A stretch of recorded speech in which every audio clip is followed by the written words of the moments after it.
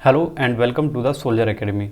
दोस्तों, अभी railway group D की परीक्षाएं चल रही हैं, जिसमें देखा जा रहा है कि प्रत्येक परीक्षा में इस टॉपिक से एक या दो क्वेश्चन पूछा ही जा रहा है, जो है अधिनियम तथा उनसे संबंधित तिथियां। तो या तो वो अधिनियम दे देगा और उससे पूछेगा कि ये कब लागू हुआ, या फिर दे देगा कि यह अधिनियम किस से संबंधित है।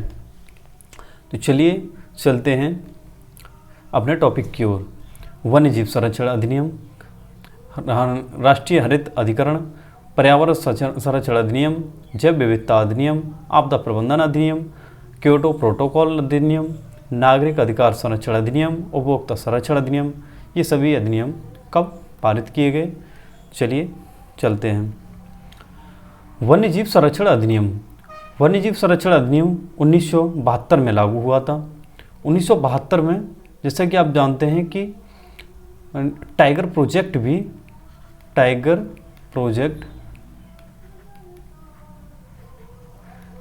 1972 में ही लागू किया गया था। इसी के तहत भारत में जो Jim Corbett tiger reserve, Jim Corbett national park को टाइगर रिजर्व घोषित किया गया था।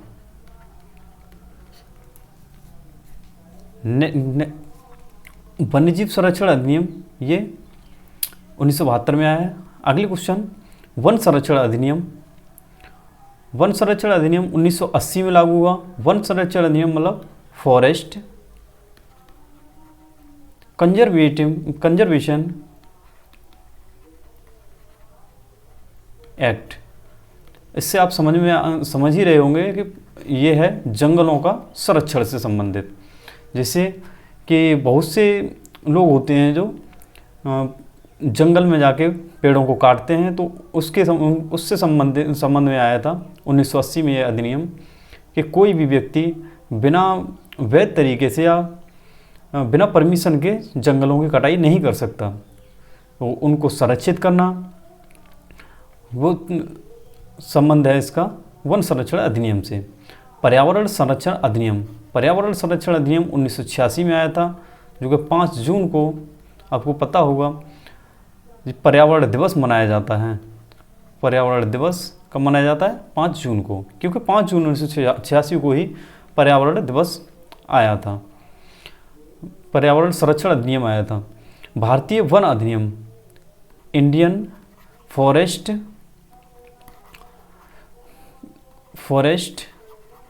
एक्ट, ये 1927 में लागू हुआ। नेक्स्ट क्वेश्चन की ओर चलते हैं। जैव विविधता अधिनियम या बायोडाइवर्सिटी। बायोडाइवर्सिटी से आप समझ रहे होंगे कि डाइवर्सिटी एक्ट। बायोडाइवर्सिटी मतलब कि मानव जीवन में जो परिवर्तन देखा जाता है, मानव जीवन में, जैसे हेरिडिटिकल आधार पर और वहाँ का वातावरण कितना परिवर्तनशील है, उससे संबंधित है जैव विविधता अधिनियम। ये 22 मई 2002 में आया था, इसलिए 22 मई को जैव विविधता दिवस भी मनाया जाता है। जैव विविधता दिवस। नेक्स्ट है एनजीटी। एनजीटी नेशनल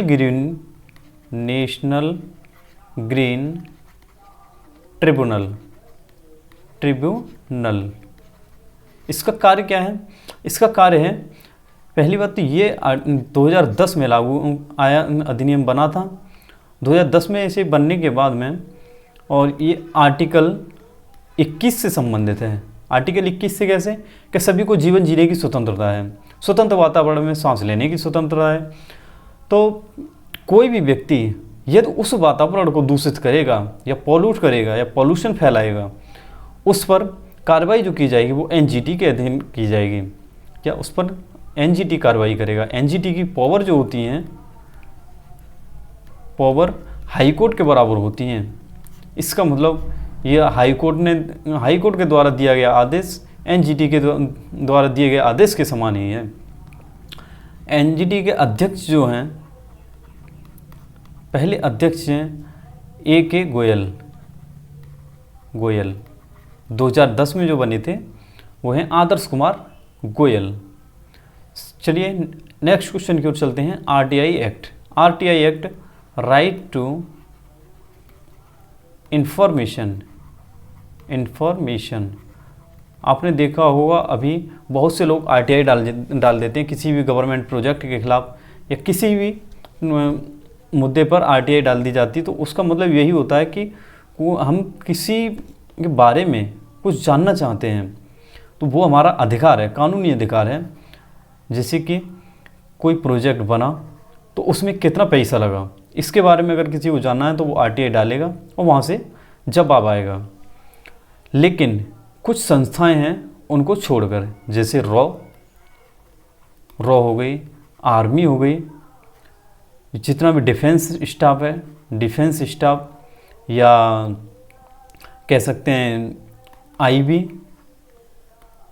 और आईडी, सीआईडी, इस तरह के कुछ विभाग हैं उन्हें छोड़ के उनके बारे में हम पर्सनल जानकारी नहीं ले सकते। ये अधिनियम कब आया? RTI act 2005। नेक्स्ट क्वेश्चन की ओर चलते हैं। नरेगा अधिनियम। नरेगा अधिनियम 2005 में आया। नरेगा अधिनियम गांधीवादी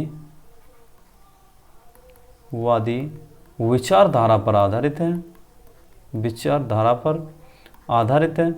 यह 2006 में लागू हुआ और इसे 2009 में मनरेगा कर दिया गया। तो 2005 में आया था, उस समय नरेगा नाम से था। अब ये वाला परियोजना मनरेगा के नाम से हो चुकी है। नरेगा थी पहले, अब ये मनरेगा हो गई है। नेक्स्ट क्वेश्चन की ओर चलते हैं। घरेलू हिंसा संरक्षण अधिनियम। घरेलू हिंसा संरक्षण अधिनियम ये 2005 में आया। ये क्यों आया था कि आपने देखा होगा बहुत सी महिलाओं के लिए बहुत प्रताड़ित किया जाता है। शादी के बाद में उन्हें उनके पति द्वारा, उनके सास ससुर के द्वारा प्रताड़ित किया जाता है, मारपीट की जाती है, अन्य तरीक़ों से हरासमेंट किया जाता है। तो उसी पर प्रतिबंध लगाने के लिए घरेलू हिंसा संरक्षण अधिनियम 2005 में लागू किया गया। आपदा प्रबंधन अधिनियम। आपदा प्रबंधन डिजास्टर मैनेजमेंट एक्ट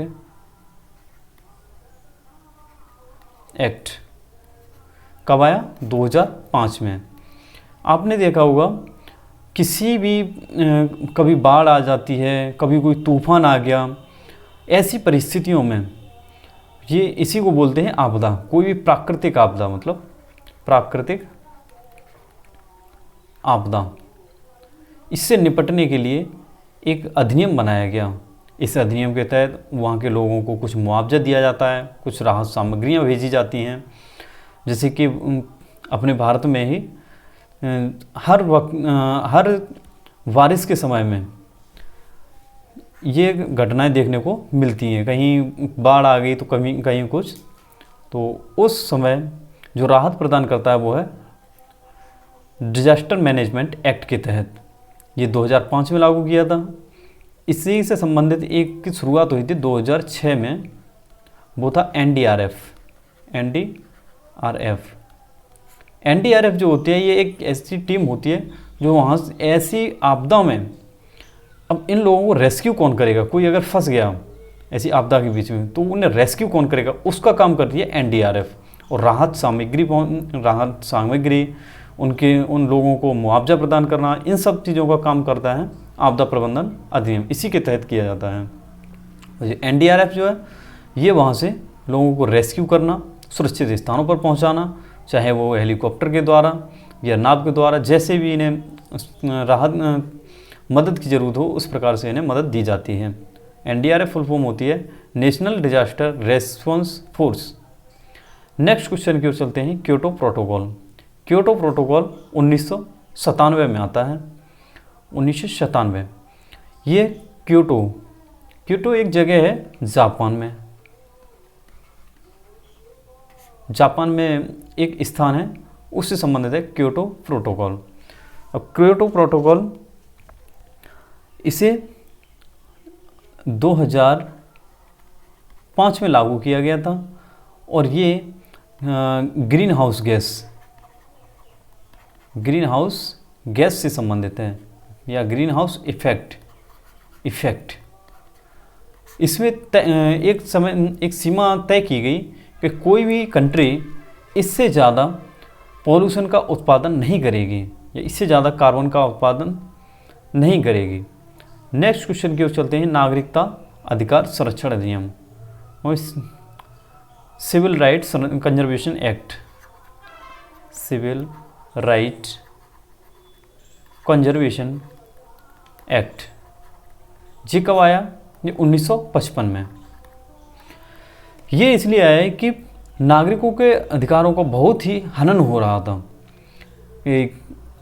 जो अभी फंडामेंटल राइट बना दिए गए हैं, जो 12 से 36 तक, इन फंडामेंटल राइट का भी कोई मतलब नहीं था।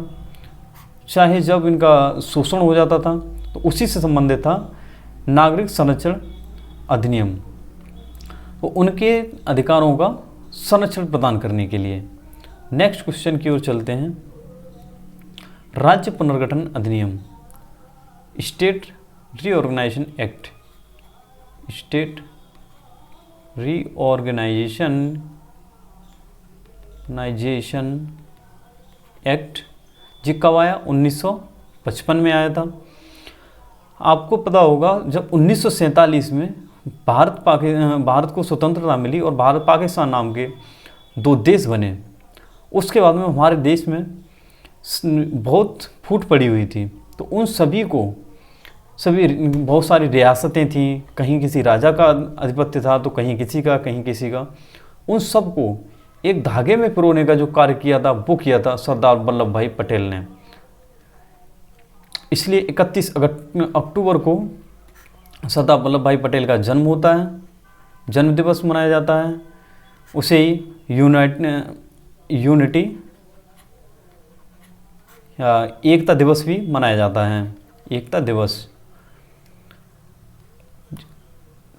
राज्य पुनर्गठन अधिनियम की बात करें तो 1955 में आता है, और उन राज्य पुनर्गठन आयोग ये तो अधिनियम हो गया, लेकिन इसका कार्य किया किसने?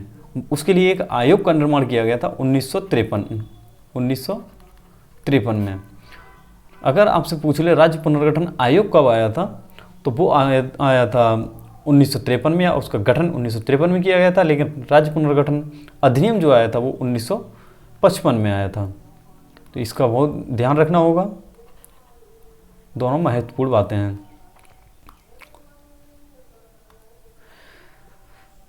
एक बात और बता दें यहाँ पे कि जो सरदार वल्लभ भाई पटेल हैं उन्हें ऑम्बुड्समैन ऑफ इंडिया भी कहा जाता है।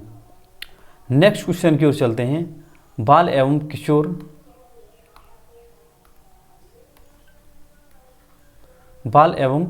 किशोर श्रम अधिनियम, मतलब बच्चों से आप लेबर नहीं करा सकते, उनसे बधुआ मजदूरी नहीं करा सकते। जिस तरह से आप यहाँ पे देख रहे हैं कि बच्चों से मजदूरी नहीं कराई जा सकती जब तक वो मेच्योर ना हो जाएं। एक और क्वेश्चन जो रह गया आपको राज्य पुनर्गठन अधिनियम वाले में, वो है कि राज्य पुनर्गठन अधिनियम के तहत जो भारत का पहला राज्य बनने वाला जो था वो था आंध्र प्रदेश। इसे भाषा के आधार पर जो पहला राज्य बना था वो था आंध्र प्रदेश। नेक्स्ट क्वेश्चन, बाल एवं किशोर श्रम अधिनियम। इसके तहत आप किसी भी छोटे छोटे बच्चों से मजदूरी नहीं करा सकते। वर्तमान में यह उम्र जो रखी गई है वो है 16 वर्ष की। 16 वर्ष तक के बच्चों से आप कोई भी मजदूरी नहीं करा सकते। उसके खिलाफ कार्रवाई करने के लिए बाल एवं किशोर श्रम अधिनियम 1986 में आया था। यह आर्टिकल आपको पता होगा कि जो चाइल्ड लेबर है वो आर्टिकल 24 के अंतर्गत दी गई है कि आप 16 वर्ष से कम उम्र के बच्चों से कोई भी बंधुआ काम नहीं करा सकते या बंधुआ मजदूरी भी नहीं करा सकते। इनकम टैक्स 1961, आयकर अधिनियम 1961 में आया, जिसका कार्य होता है कि भारत सरकार को टैक्स वसूली करके प्रदान करना। क्योंकि जो सरकार के जो भी प्रोजेक्ट चल रहे होते हैं वो ये टैक्स से जो इनकम होती है उसी पर आधारित उसी पर सभी टैक्स चल रहे होते हैं।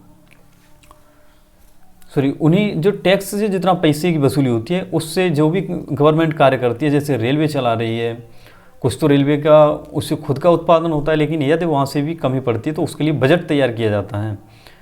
तो प्रति वर्ष जो बजट आता है उसमें अलग से पैसे का प्रावधान किया जाता है जिससे कि उसकी पूर्ति की जा सके। नेक्स्ट क्वेश्चन की ओर चलते हैं। मातृत्व लाभ अधिनियम। मातृत्व लाभ अधिनियम 1961 में आया। मातृत्व लाभ अधिनियम क्या होता है? मैटरनिटी के टाइम पे, मतलब महिलाएं जब गर्भवती होती हैं या उन्हें वो बच्चे को जन्म देती हैं तो उस समय उनके लिए बहुत कुछ सुविधाएं दी जाती हैं या गवर्नमेंट उन्हें कुछ पैसे का प्रावधान रखती है। कुछ गाँवों में जो आशाएं होती हैं उनके द्वारा उन्हें कुछ पंजीरी वगैरह टाइप की बांटी जाती है और भी बहुत सारी सुविधाएं दी जाती हैं। वो मातृत्व लाभ अधिनियम इसी अधिनियम के तहत दी जाती हैं। यह आर्टिकल, इसका प्रावधान आर्टिकल 42 के अंतर्गत भी दिया गया है जो डीपीएसपी में है। डीपीएसपी में मतलब राज्य पर निर्भर करेगा कि वह ये सुविधाएं देना चाहता है या नहीं देना चाहता। इसमें केंद्र सरकार हस्तक्षेप नहीं कर सकती, अर्थात वो कितनी सुविधाएं देना चाहता है, जैसे गर्भवती महिलाएं हैं तो उनके लिए कितनी सुविधाएं देना चाहता है, कम भी कर सकता है, ज़्यादा भी कर सकता है, वो सब राज्य का विषय है। नेक्स्ट क्वेश्चन की ओर चलते हैं। राजभाषा अधिनियम।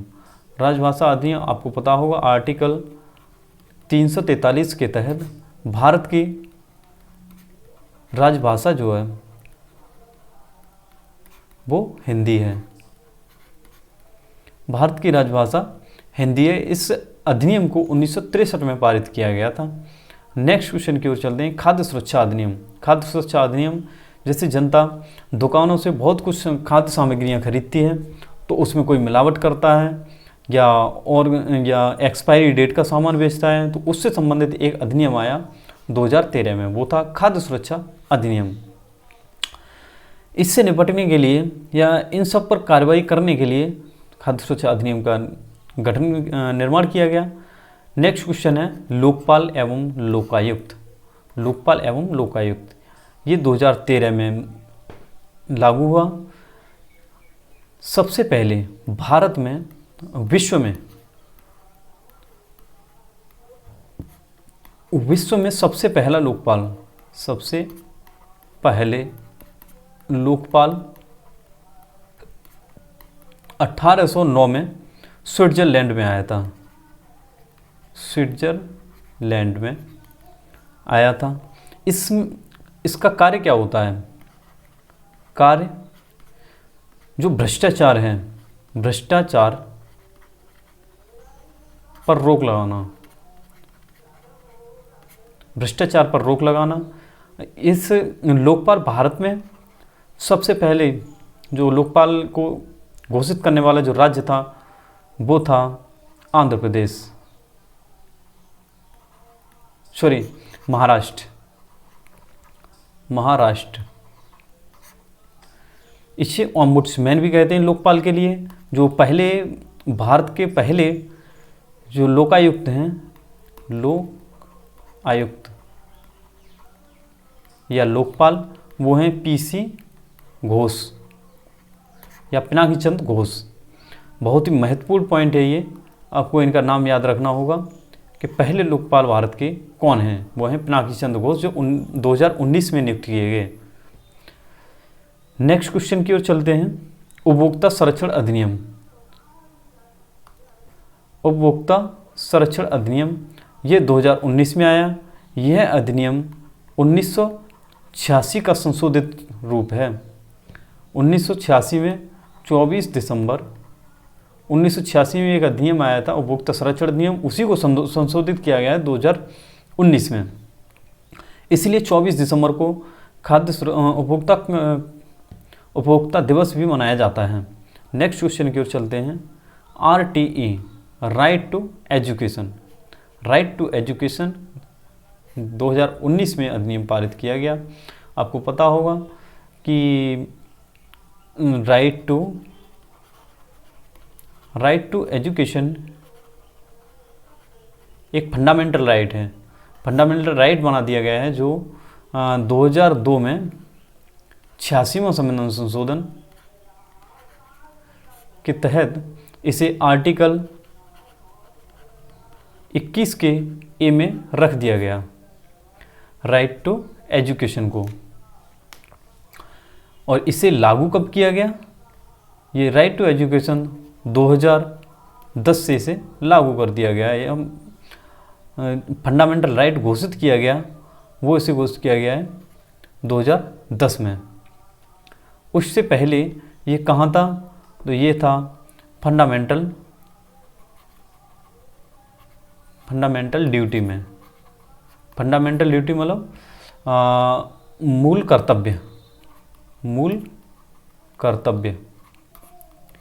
कर्तव्य में आर्टिकल 51A के अंतर्गत था। और फंडामेंटल राइट होते हैं मूल अधिकार, मूल अधिकारों में या आर्टिकल 21 के ए में इसे 2002 में रखा गया था। GI टैग, नेक्स्ट क्वेश्चन है GI टैग, जियोग्राफिकल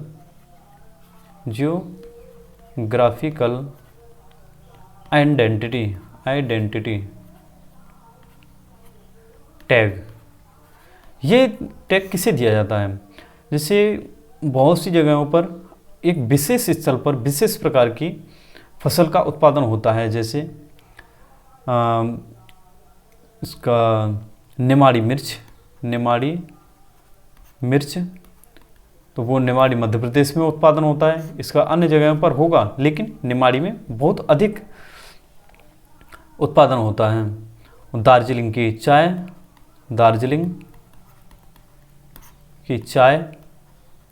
चाय का उत्पादन कर्नाटक में भी होता है, लेकिन विशेषकर दार्जिलिंग में सबसे ज़्यादा उत्पादन होता है और वहाँ की चाय कुछ खास ही है अन्य जगहों की अपेक्षा। यह अधिनियम 1999 में आया था तथा यह 2003 में लागू कर दिया गया। 2003 में लागू किया गया और दार्जिलिंग चाय जो है भारत को सबसे पहला GI टैग जो मिला था वो दार्जिलिंग चाय को मिला था 2004 में। ये GI टैग 10 वर्ष के लिए दिया जाता है,